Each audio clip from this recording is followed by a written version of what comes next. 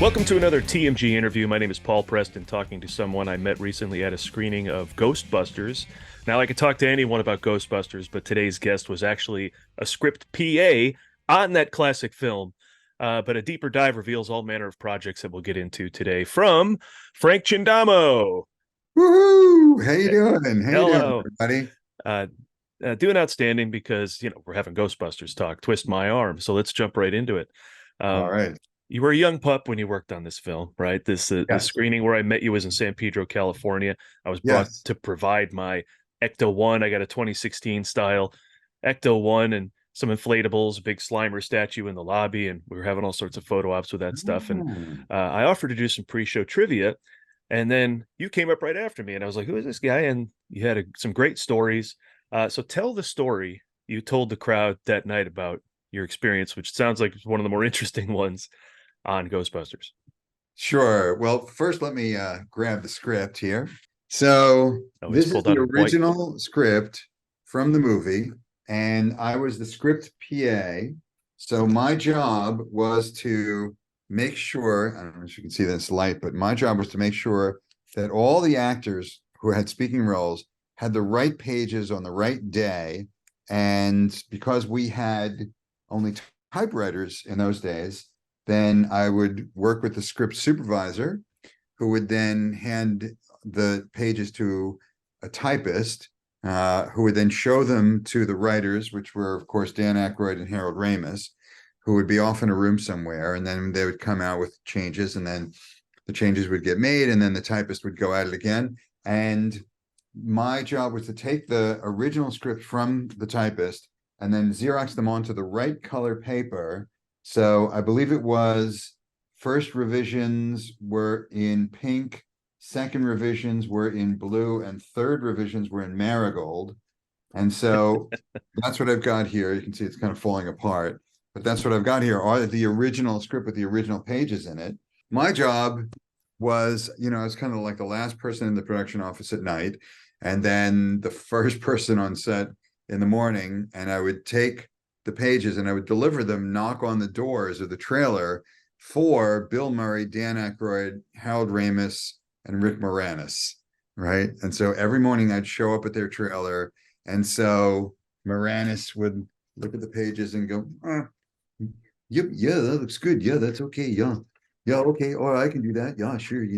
Very friendly guy, real sweetheart. I once asked him, like, can I get you a cup of coffee? Oh, no, I can get it myself. Hey, no problem, and just very, very humble guy.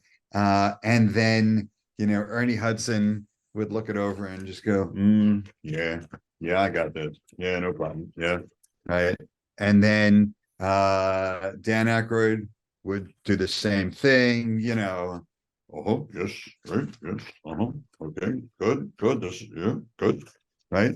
And then Harold Ramis would look it over, and Ramis would be like, yeah, okay, all right, oh yeah, that's good, oh, that's good, all right, okay, good, yeah, right? And then I'd hand it to Bill Murray, and I'd go, Mr. Murray, here's your script. Go, what? What is this? This is terrible. Who wrote this shit? Get this out of here, kid. And I would quake in my boots because I'm 19 years old, and I would just quake in my boots and go like, "Oh, I'm really sorry, Mr. Murray. Oh, I'll get it back to you." "Oh, I'm just kidding with you, kid. Don't worry about it. Come here. What's your name again?" And he remembered my name, and he remembered everybody's name all the way through. And even when I worked with him again at SNL a couple of times, he remembered my name, and he was such a nice guy, Bill Murray. So they all were, and it was just such a pleasure to work with them. How did you Yeah. get plucked to work on one of the most iconic comedies of all time?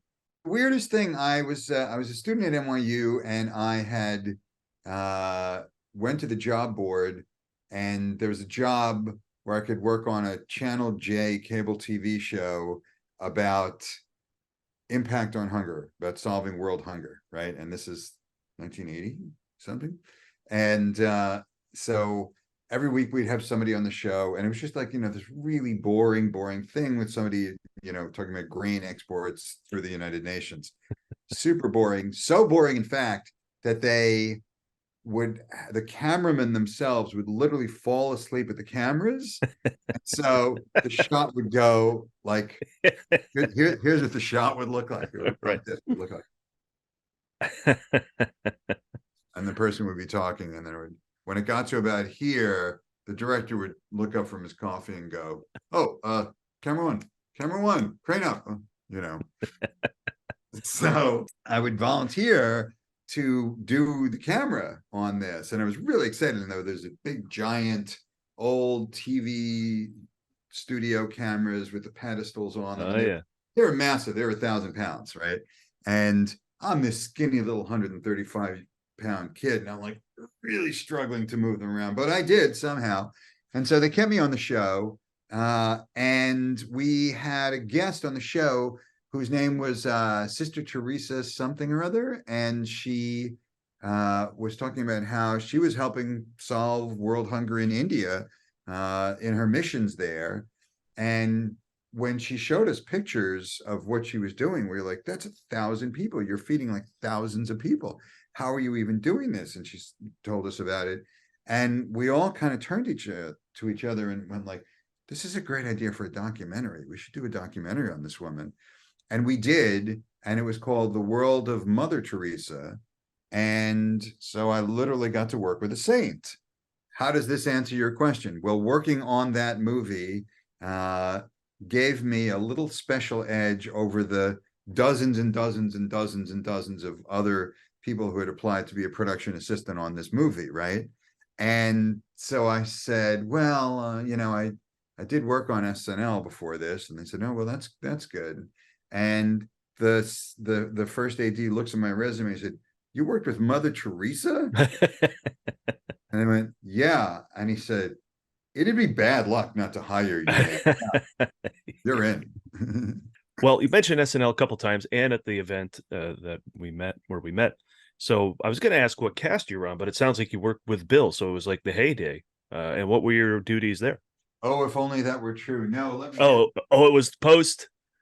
It was the what is it? The Downey years or the Here's that script. So it was the first post Chevy, post Bill, post Gilda year. It was 1980-81 season.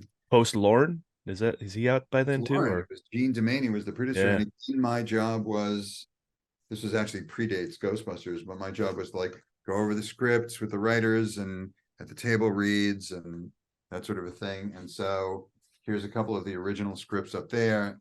And so my job there was to make sure that the writers and the cast and everybody had the correct script. So I was gifted a couple of these bound editions here. Oh, that's cool. And it was the year that Eddie Murphy joined the cast. It was Eddie Murphy, Denny Dillon, Joe Piscopo, Charlie Rocket, Gary Kroger. No. Mathias, and Risley. All right. And so the guest host was Bill Murray. Ah, okay. I see. Okay. So Billy, as everybody called him. Billy, he taught me how to do a Walter Cronkite impersonation, which is fun. "This is Walter Cronkite with the CBS Evening News." On that show, it was there was an interesting scenario. And do I have time for one more story? Sure. Yeah. Okay, great. So the show is struggling. It's dying. It's just terrible. We're so bad. And so here they're letting this, very young intern who was, from a lower middle class background, and I had lied my way to get onto the show. And, my dad was a sanitation worker, and I had no business being there, right? And they would accept suggestions from me for jokes. So, like, there was one bit where they used to hone in on like a person and give them a caption on SNL. Does this Right. In the crowd. Yeah, the crowd bits. The crowd on the audience, right? So they like label them. Yeah. Cute little blonde, and her caption just said, "Enjoys going down on elevators." And so they're like, "Oh, that got a laugh. Okay, that's funny, right?" So I submit a sketch, And the two big movies of that fall, the big Oscar contenders, were Raging Bull and Elephant Man. And I submit a sketch, and because I'm a film student at NYU, I write it as a short film. And my boss, the associate producer, was like, "No, this is not a sketch. This is a short film. It's got 4 locations. Frank, how often do we do more than one location for a sketch?" And I went, "Oh, never." Right. So make it one location. So I rewrite it as a boxing ring. And it's,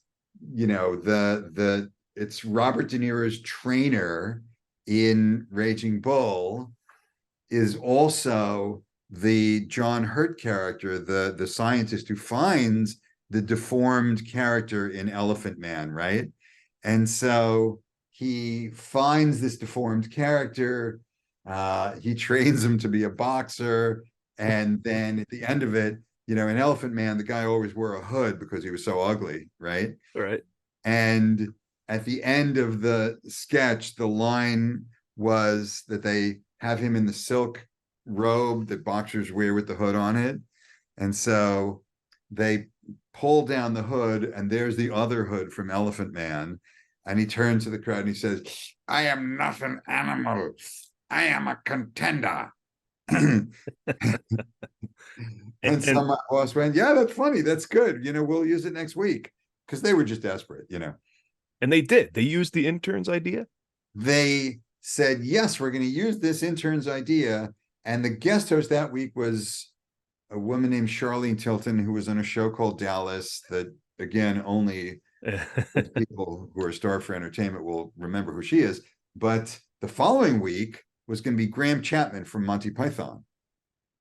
And I worshipped Monty Python. They were the gods of comedy. They were the Beatles of comedy for me, right? Yeah. And so I'm like, I'm 19. I was 19 then. I was a little older in Ghostbusters. I'm 19. You're going to use my sketch on SNL next week. Holy shit. And I'm calling all my relatives, and they're like, "Hey, as a matter of fact, there's a sketch that's coming on, and we need a couple of people to run back and forth in the pandemonium that happens. Why don't you run?" And I'm like, wow, my star is really rising here. And so in the sketch, in the show Dallas, they shot JR, Larry Hagman. And the big mystery was, who shot JR? Who shot JR? Right. And so our leading man of SNL was this guy named Charlie Rocket. Right. And so in that, they have a scene where they shoot CR, Charlie Rocket. Right. And so the shooting occurs. He falls to the ground. People are running back and forth. But right before that happened, somebody went, "Charlie, help, this will help ease the pain." And it was one of the writers backstage, and he hands him 2 big schnauzers full of cocaine, right? And so Charlie's all kind of hopped up and like, "Yeah, let's do this, man." Right? And he gets out there and he falls and pandemonium. I'm on national TV and calling Aunt Rose in California. And I'm like, this is amazing. And so I get to go back now to the control room. And in the control room is a wall of old cathode ray television sets, right? All in black and white. And it's 16 of them, and it's all the different views of the different cameras, and main camera 1, 2, 3, and 4, right? And at it sits a guy named Davey Wilson, and Davey would talk into the mic and go like, "Camera 1, zoom in, camera 2, zoom out," whatever, right? And so that was the last sketch of the night. So Charlie is still hopped up on coke, and the sketch finishes early because there's not enough people to run back and forth. And so they say, Davey Wilson says from the control room to Charlie Rocket, who's on stage for that last scene that you always see on SNL, where everybody goes, "Oh, I had a great time. Good night. What a great show this was. Thanks to the band. Thanks to the Rangers." So he says to Charlie and Joe, he says, "Joe, the sketch ran short. We need to ad-lib for like 45 seconds more. Can you do that for me?" And Joe Piscopo goes, "Righto, sir, no problem," right?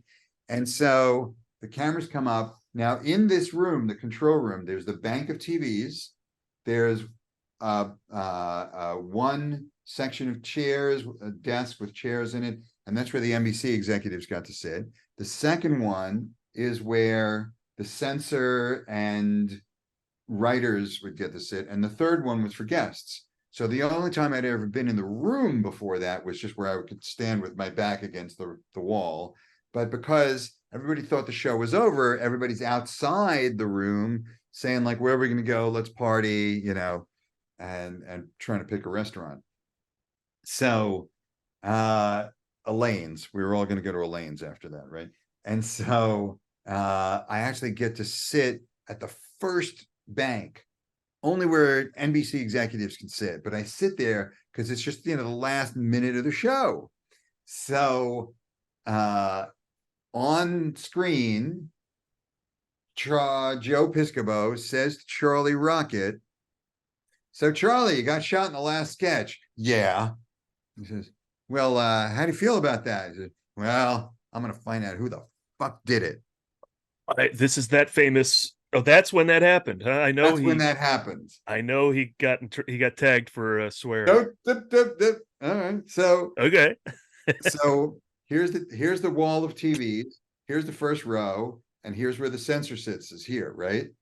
And so the censor is not at his desk. He's got a big, giant red mushroom button, and all he's got to do is just go bam, and there's a 7-second delay. So he's got 7 seconds, just hit bam, and then 7 seconds of silence will go out over National Broadcasting Corporation's live television, right? And because the censor is out the door already, hitting on some page to try and get her to come to the Elaine's with him, he isn't at his desk to do this.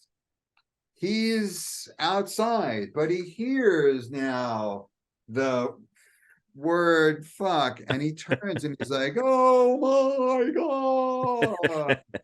And he starts trying to get around all the people who are talking about, the show and all this stuff. And it's really crowded. He's like wheedling his way through people. And finally, he just like pushes somebody out of the way. And he goes flying for the red mushroom button. And it's 5, 4, 3, 2, 1, bam. And he slaps his hand down and misses the button. And then goes bam. So what goes out over the air is Charlie Rocket saying, "Well, I don't know. And I'm going to find out who the fuck."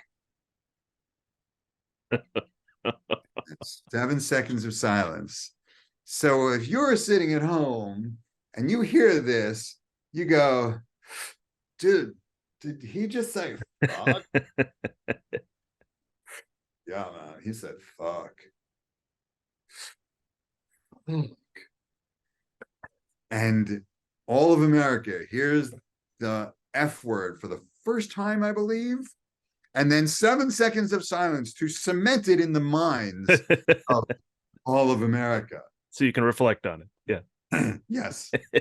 And so someone jostles awake the president of NBC and says, "Mr. President, we have a situation."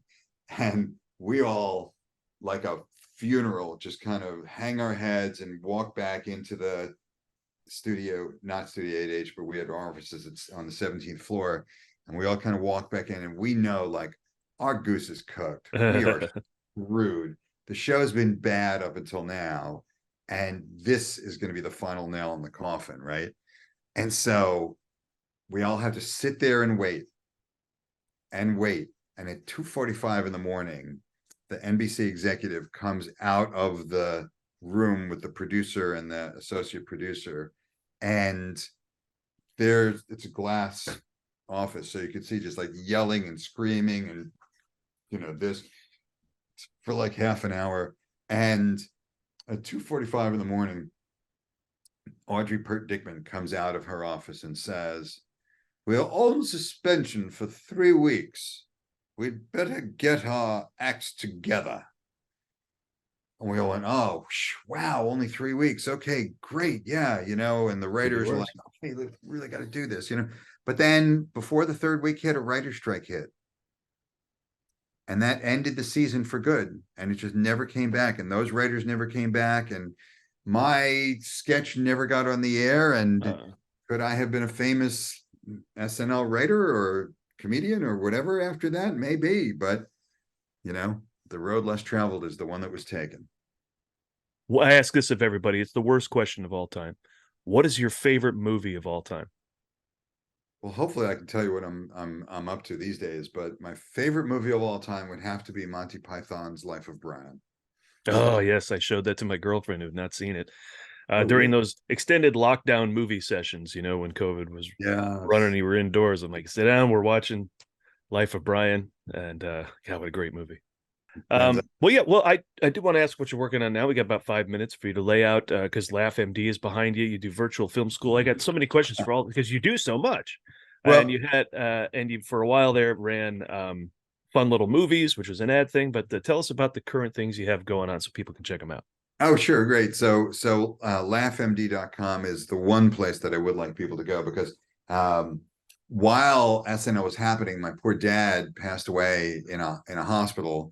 And I remember sitting at the hospital with the TV playing, and it was playing some horrible, commercial ridden news show, and thinking, why are they broadcasting all this like bad news into the TVs at the hospital? I wish they could play SNL here 24/7, and laughter is the best medicine, right?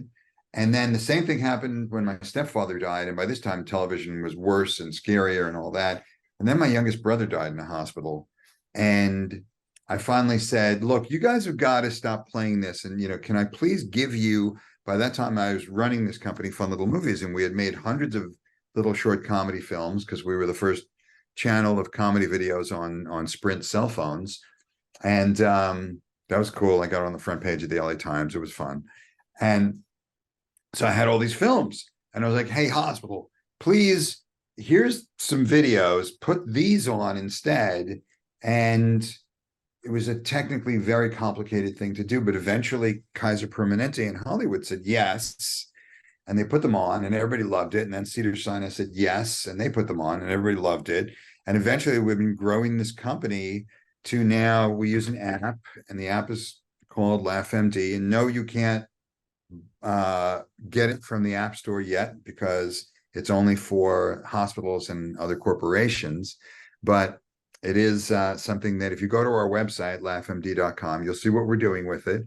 And if you're in the healthcare business and you'd like it, we do two things. We play thousands and thousands of short comedy videos for patients and providers. We've done lots of testing with it. There's 400 studies that show that laughter is good medicine, but in this occasion, it was 4 studies that we've done, a couple at USC. 91% of the patients at the Norris Cancer Center who had pain, 91% of them said that we lowered their pain. In another study, we showed that we lowered it by half. So it does what you expect it to do. Laughter helps relieve your pain, your stress, lowers your cortisol and your adrenaline, and increases your serotonin, which speed healing, lower the perception of pain. So laughter really does do what you think it does. And we're the first company to ever actually use it as billable, scalable, reimbursable, evidence-based medicine in a medical setting.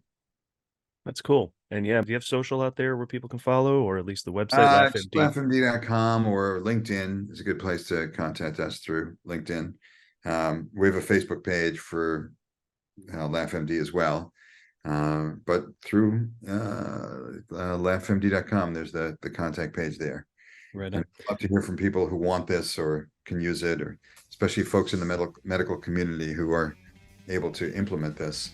And check out themovieguys.net for more interviews with filmmakers, hundreds of podcast episodes, articles, reviews, and more. Frank, thanks a ton. Appreciate it. Thanks again, Paul. Bye.